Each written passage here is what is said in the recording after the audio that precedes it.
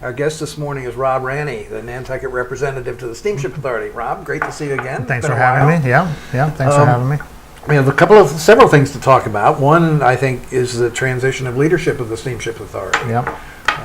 Wayne Lamson, the general manager, is retired. He's retired. And the new man is Robert Davis. He was the treasurer for a number of years, almost 30 years, with Wayne, working very closely with Wayne, and now he stepped into Wayne's role at a sort of awkward time to begin with, but he's doing very well, and he's learning how to deal with the public, and because he's been there, but he hasn't had to be the face. He hasn't been the outside guy. That's right. So, and he's doing very well. Is he?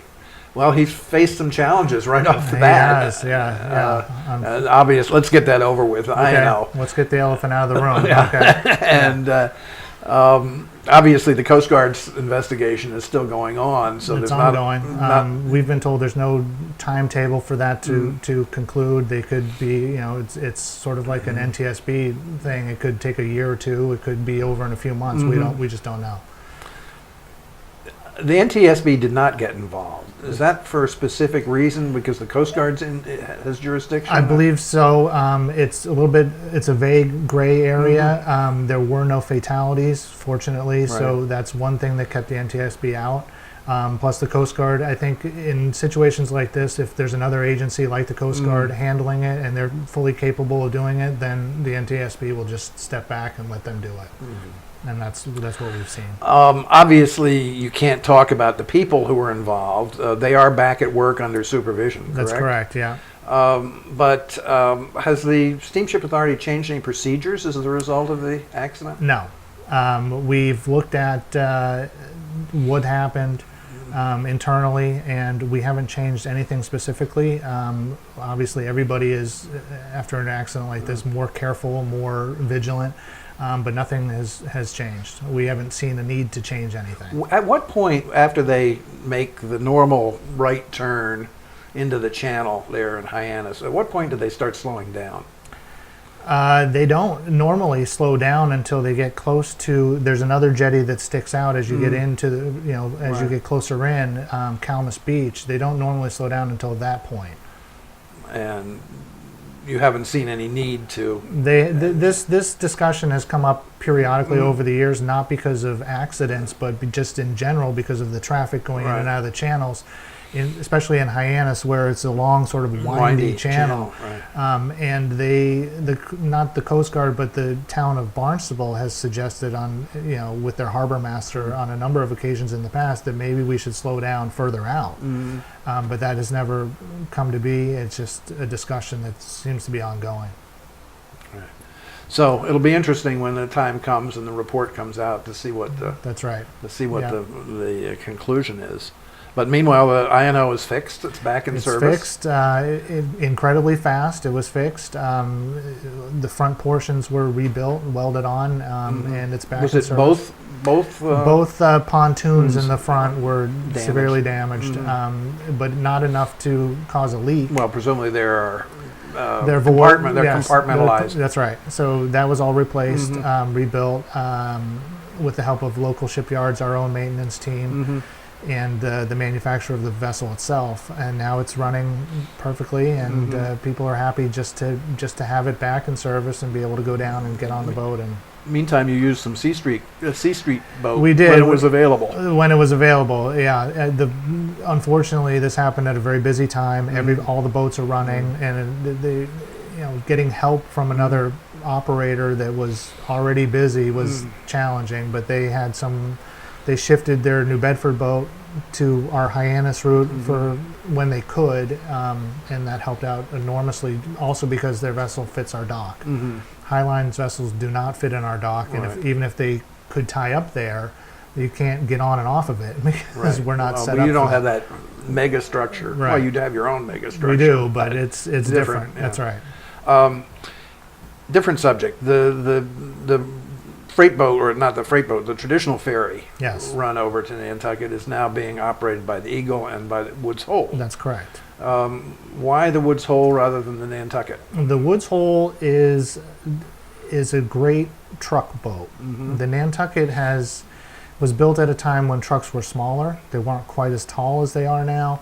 So it was easier, for the first 30 years of its service to get trucks on and off of it. Now trucks have gotten bigger, they're taller, and it's very difficult to work with that boat. So we needed the truck capacity and the vehicle capacity. Is it bigger than the Nantucket? It is bigger. Yeah. It's the footprint is about the size of the Eagle. They're very similar. Same number of vehicles, essentially. Yeah, the best part about it from a truck perspective is there are no supports in the middle. It's wide open, so you can drive straight on. You don't have to back up and shift and everything else. So it's easy to load. It's and you needed that extra truck capacity even with the Eagle and the freight boats. That's right. Yeah. Trucks are up about 4% so far this year at this point, and that's due to a lot of construction projects going on, and it's probably going to continue for the next several years. When we see a new fire station, hospital, sewer projects, all those things are coming on trucks, so it's busy. It is busy. Have you been pleased with the Woods Hole? I have, yeah. I've had great reports from it. There are some drawbacks. It wasn't designed as a passenger vessel, especially for a 2-hour plus run. That's right. It was designed more as a freight vessel that could, in certain conditions, take more people. The problem is that we don't have the ability to side load it with a ramp. So what passengers have to walk on the freight deck. When you're loading, you can load some cars, let some people on, load a truck, let some more people on. It's a little bit difficult, but we're working with it. From one of the criticisms of the Eagle has been its profile and how high it is and the wind. And the Woods Hole is pretty much similar, isn't it? It's about a half a deck lower. So it is similar. Yeah. So but there haven't been any issues yet. Haven't had any issues. It's designed for 7 and 8 foot seas, which it handled last winter a couple of times on our run, and it seems to be. What is the Eagle designed for? It's about the same, a little bit less. It doesn't usually go out if it's 5 feet or 6 feet. Yeah. It just not because the boat can't handle it, but because the ride is so uncomfortable for the people, and you don't want the trucks to shift, and you don't want the people to shift. That's right. So we're sensitive to that. What else is going on? It's we're just busy. Yeah. You don't have any other vessels under construction at this point? Not at this point. The Woods Hole was a $40 million boat, which came in right at budget and on time, and it's a 2 or 3 year process to design it, to build it, to get it up and going. So we're not doing that. We're focused now on the Woods Hole reconstruction, the terminal down there. It's which most people here aren't familiar with anymore. We're not, or if it doesn't look any different than the last time. Even if you were there 30 years ago, it looks the same. We're into that process. We're building new administrative offices that are off the site. Right now they're in the terminal building in Woods Hole. Those are going to be moved to the new building. And then the process of tearing down what's there and rebuilding the slips will start, and it's going to be a 6 or 7 year project because most of the work has to be done in the off season because it's just too busy in the summertime to do stuff. So that's going to be an interesting. Yeah, it will. And the Woods Hole community isn't exactly the. I won't say unfriendly, but they're not exactly. They don't welcome you with open arms. Right. Their tolerance level has changed over the years, and now because it's very busy on the vineyard, they have a lot of boats that go back and forth. The trip is so short that it's almost constant. And when you have trucks coming by your house, because it's one road that goes into the Woods Hole terminal, into Woods Hole itself, and it can get very congested and loud with trucks, especially early in the morning, and there are a lot of complaints about that.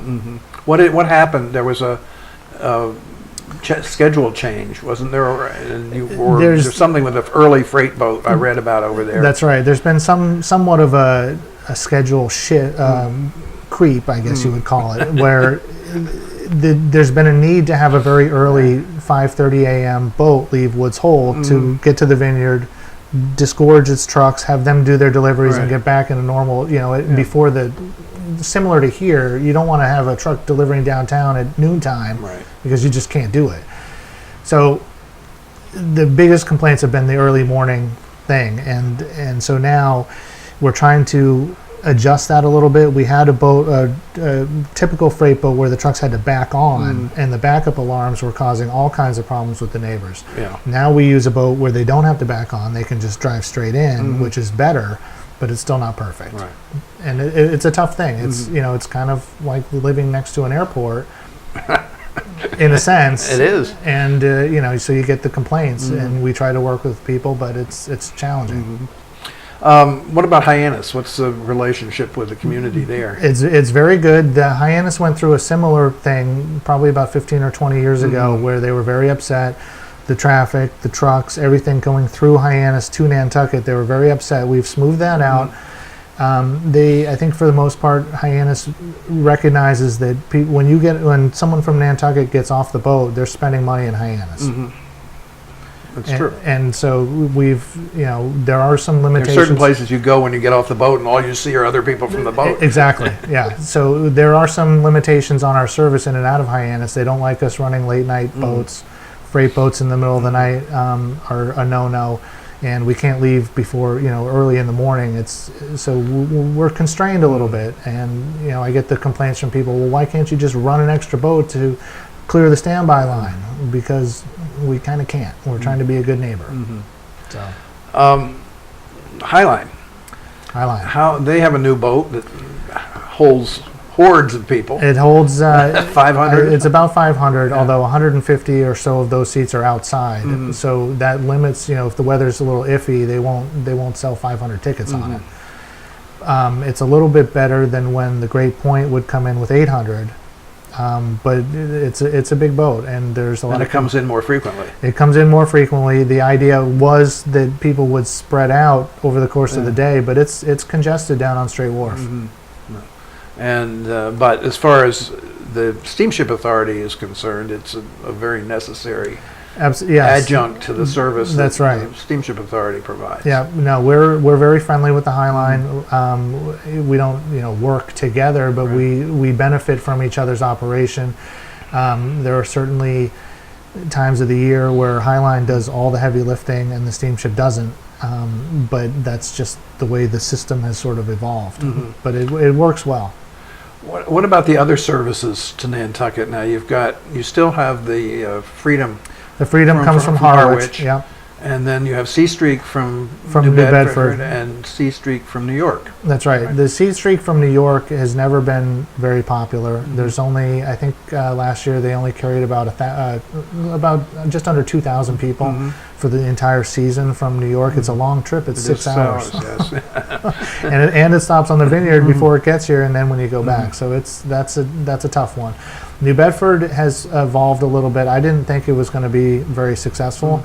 And it's not, I wouldn't call it successful, but people have discovered that if you take a 2-hour boat ride to New Bedford, all of a sudden you can go other places easier than going through Hyannis and the Cape and the bridges and all that. So that's another option. Harwich is a good option as well. It's easy to get in and out of their dock over there, and it's only roughly a 1 hour trip. More, yeah. And if you're going the outer Cape. That's right. Yeah, it's not nearly as congested as Hyannis. Hyannis is you think we've got traffic problems? They're pretty bad. Yeah. You brought with you the new annual report of the Steamship Authority. I hope the viewers can see this. Are there any surprises in here? No, there are no surprises. You making money? Well, we're not really supposed to make money. We're kind of a non-profit in a sense that if we cover our expenses and we have some left over to put towards debt and paying off the bonds and stuff, then we're doing well, and we are doing well. Hopefully no fare increases on the horizon? Yes, that is a sore subject. I hate fare increases. I know everybody else does, and as long as things sort of stay the same, we're benefiting from low fuel costs now, which is helping. So we're doing well. Good. Are there any other things that the viewers should know about in terms of? I get a lot of complaints about traffic and how it's the steamship's fault that traffic is as bad as it is. Down on Broad Street and everywhere. Everywhere. our numbers for this year are only up about 1 or 2% at this point, so we're not, it's not a huge increase over last year, So although it seems all the worse. construction trucks you bring over in February that That's stay. right. That's right. Well, yeah, and I think a lot of people are leaving. A lot of people that visit for the summer are leaving vehicles here year round, so they're not necessarily bringing another one, next year. Right. But it does seem like, It seems, which it does every year. It does. Always seems like there are more. I And say that think- every year. I yeah. think there probably are more, but they're more living here. Yeah, every year I say this is the worst ever, and then the next year I say the same thing. So Whatever. that's right. Rob Ranney, thank you so much Thanks, for Dan. joining us, and best of luck. Thank you.